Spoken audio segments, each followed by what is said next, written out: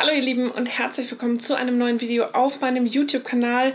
Ich bin Christine von Pixo und hier auf diesem Kanal bekommst du alles rund um das Thema Nähen, meine Schnittmuster und das Plotten.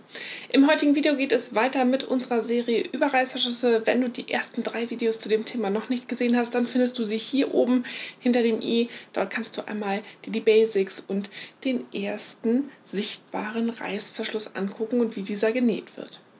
Im heutigen Teil geht es um einen beidseitig verdeckten Reißverschluss. Dieser Reißverschluss ist auch nicht so richtig sichtbar. Es ist aber auch kein nahtverdeckter Reißverschluss.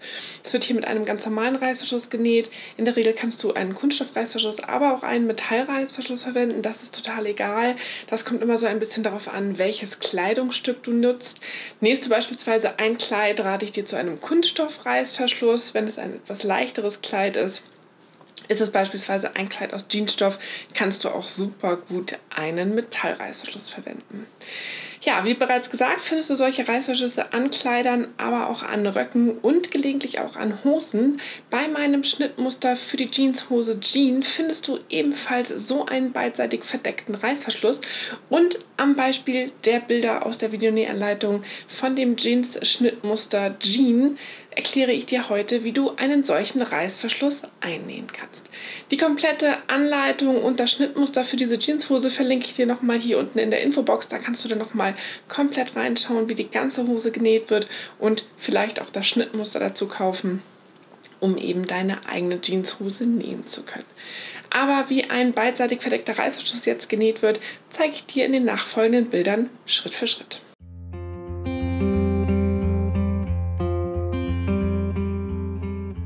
Im nächsten Schritt und nachdem du alle deine Schnittteile nun versäubert hast, beginnen wir mit dem schwersten Teil, nämlich mit dem Einnähen des Reißverschlusses.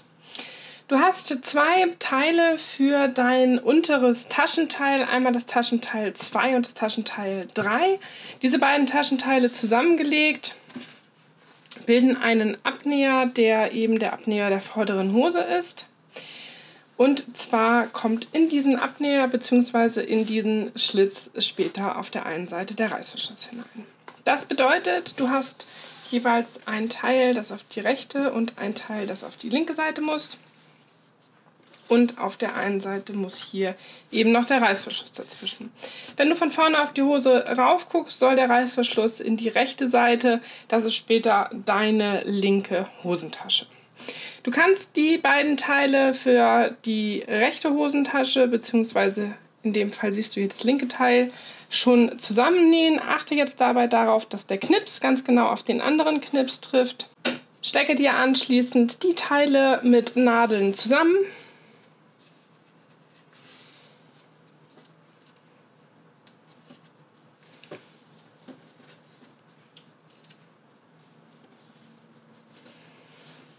Und nähe hier auf der Seite beide Teile vollständig zusammen. Achte beim Zusammennähen bitte immer darauf, dass du die Nahtzugabe, die du hinzugegeben hast, vollständig mit einnähst. Bei dem zweiten Taschenteil legst du ebenfalls beide Teile rechts auf rechts zusammen und achtest jetzt darauf, dass sie auch bei dem Knips ganz genau zusammentreffen.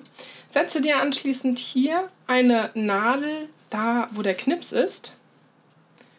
Und vielleicht noch eine weitere Nadel, um das Ganze entsprechend zu fixieren.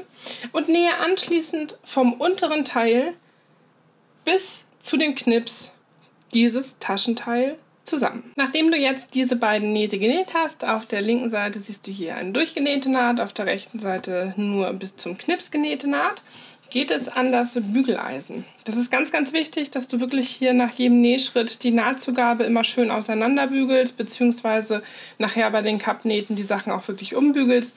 Denn je intensiver du bügelst und je ordentlicher du bügelst, desto ordentlicher wird später auch dein Nähergebnis. Achte jetzt also darauf, dass du hier die Nahtzugabe an dem einen Teil komplett auseinanderziehst und alles schön glatt bügelst. Und bei dem zweiten Teil machst du das auch.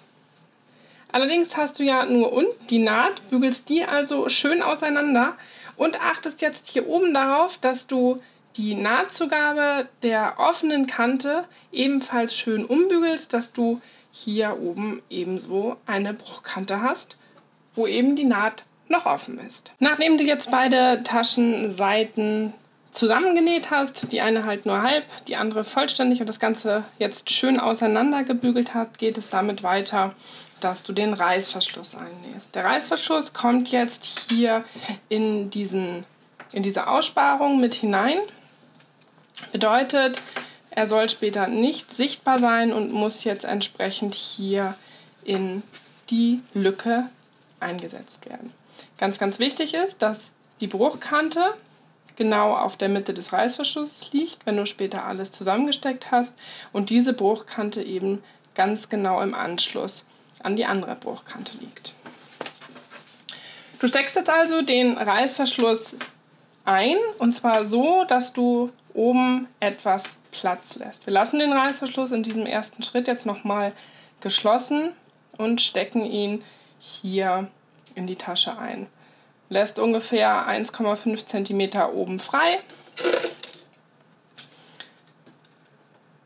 sodass der Zipper quasi 1,5 bis 1,8 cm, vielleicht sogar ein kleines bisschen tiefer, startet und kannst dann immer schön kontrollieren, dass hier der Reißverschluss schön mittig liegt. Also die Kante an der Zähnchenmitte und dann kannst du dir hier auch schon die erste Nadel setzen. Und dann führst du den Reißverschluss weiter wieder schön die Kante an der Zähnchenmitte anliegend, hältst das Ganze entsprechend schön fest und setzt dir die zweite Nadel. Und so setzt du den Reißverschluss schon mal an der einen Kante entsprechend ein. Hast du diese Kante jetzt schön gesetzt, geht es damit weiter, die zweite Seite auch zu setzen und hier sollen beide Bruchkanten schön Stoß an Stoß liegen. Jetzt achtest du immer darauf, dass die beiden Bruchkanten hier immer wirklich schön Stoß an Stoß liegen, hältst den Stoff und auch den Reißverschluss schön fest und setzt dir dann auf der anderen Seite ebenfalls die Nadeln, hier jetzt aber in entgegengesetzter Richtung, denn wir fangen hier an zu nähen, nähen runter, nähen hier quer rüber und wenden und nähen dann in die andere Richtung wieder hoch, beziehungsweise andersrum, je nachdem wie du deine Nadeln gesteckt hast, damit du beim Nähen die Nadeln nach unten rausziehen kannst. Und gehst dann so weiter, dass du wirklich hier schön Bruchkante an Bruchkante zusammenlegst und auch nochmal hier oben dir entsprechend die Nadeln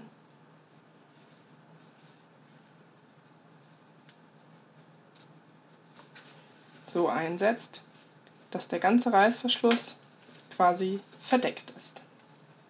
Wichtig ist dabei jetzt, dass natürlich hier oben der Reißverschluss aufspringt, weil hier der Zipper im Weg ist. Beim Nähen müssen wir diesen Zipper natürlich auch entsprechend entfernen bzw. in die richtige Richtung verschieben, die wir nutzen möchten. In diesem Schritt würde ich dir dazu raten, das Ganze noch nicht mit dem Absteppgarn zu nähen, da das etwas unschön aussieht, wenn hier jetzt eine Absteppung ist und auf dieser Seite entsprechend nicht. Ich nähe das Ganze jetzt mit einem schwarzen Faden, den man später entsprechend nicht sehen wird. Ich starte jetzt hier auf der Seite in einem Abstand von ungefähr 1 cm zu der Bruchkante und nähe entsprechend den Reißverschluss einmal wie ein U ein. Du nähst also den Reißverschluss jetzt im geöffneten Zustand ein, startest oben an der einen Kante, achtest immer weiterhin darauf, dass diese Bruchkante wirklich ganz genau Stoß an den Zähnchen anliegt. Im schlimmsten Fall kannst du hier nochmal ein bisschen Nadeln rausnehmen und dann weiter nähen. Nutze am besten ein Reißverschlussfüßchen, damit dich die Zähnchen beim Nähen entsprechend nicht behindern. Am Anfang verriegel ich die Naht und nähe anschließend meinen Reißverschluss ein.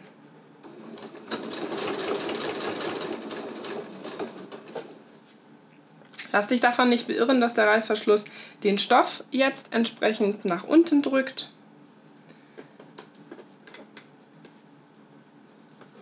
Und nähe den Reißverschluss weiter ein.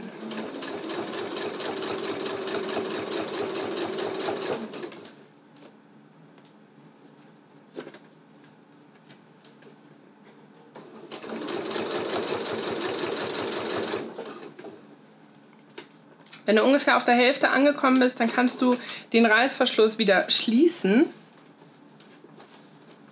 Du kannst dafür auch das Nähfüßchen heben, je nachdem, wie es dir entsprechend leichter fällt. Ich komme jetzt hier wegen der Kamera ein bisschen schwer dran. So. Wenn der geschlossen ist, der Reißverschluss, dann kannst du auch das Füßchen wieder senken und nähst entsprechend den restlichen Reißverschluss weiter ein.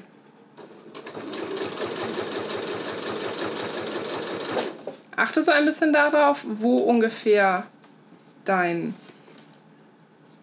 Schlitz endet, also wo der Reißverschluss quasi aufhören sollte. Das ist bei mir hier. Das kannst du dir zusätzlich noch mit Schneiderkreide markieren. Dann weißt du, bis wohin du nähen musst.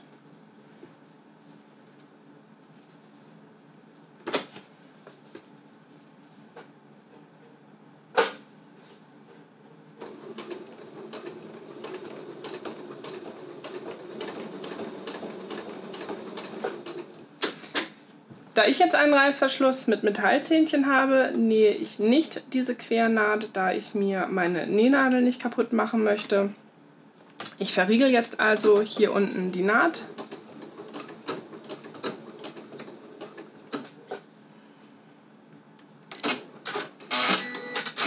Schneide das Ganze mit der Fadenschere ab, hebe mein Nähfüßchen und drehe das Nähgut unter dem Füßchen. In der Regel nähst du normalerweise hier eine Quernaht, wo wir uns das Ganze gerade eben markiert haben. Aber wie gesagt, aufgrund der Metallzähnchen mache ich das in diesem Fall nicht. Du kannst dir die Zähnchen mit einer Zange rausnehmen an dieser Stelle und dort eben entsprechend die gewünschte Naht nähen, wenn du das ganz gerne möchtest. Es ist aber nicht zwingend notwendig. Nähe jetzt also ganz genauso die zweite Seite deines Reißverschlusses fest. Nach dem Nähen des Reißverschlusses sehen dann die beiden Taschenteile der Jeanshose so aus und das Schnittmuster kann weitergenäht werden. Ich hoffe, dir hat dieses Video gefallen und du konntest an den Beispielbildern aus der Videonähanleitung für mein Jeans-Schnittmuster Jean jetzt verstehen, wie man eben einen beidseitig verdeckten Reißverschluss nähen kann. Das Ganze kannst du natürlich auch auf andere Schnittmuster übertragen, beispielsweise auf andere Hosen oder eben auf Röcke und Kleider. Ich würde mich riesig freuen, wenn du diesem Video einen Daumen hoch gibst, hier unten meinen Kanal abonnierst und wenn du zusätzlich noch diese kleine Glocke läutest, dann verpasst du auch kein weiteres Video, das hier auf diesem YouTube-Kanal hochgeladen wird. Und ich hoffe, dass wir uns dann jetzt jeden Donnerstag zu einem neuen Video rund ums Thema Nähen, meine Schnittmuster und das Plotten sehen. Ich wünsche dir ganz, ganz viel Spaß beim Nähen des Reißverschlusses und noch einen schönen Tag. Tschüss!